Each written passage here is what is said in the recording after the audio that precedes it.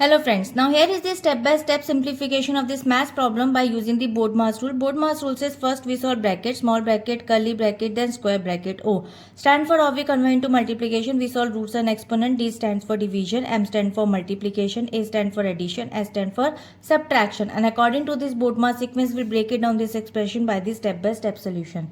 First step says solve the inner brackets. Now in this expression there is a inner brackets is 3 plus 1.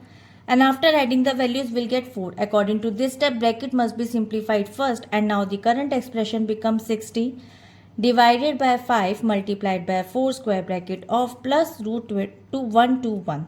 Now move to the next step. Divide inside the brackets, square brackets.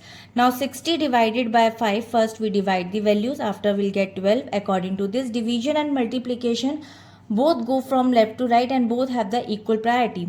So now the current expression becomes 12 multiplied by 4 square bracket of plus. So now the current expression becomes, according to the third step, multiply inside the square brackets. Now multiply the digits first. 4 equals to 48. According to this step, this completes the bracket calculations, and now the current expression becomes 48 plus root 121.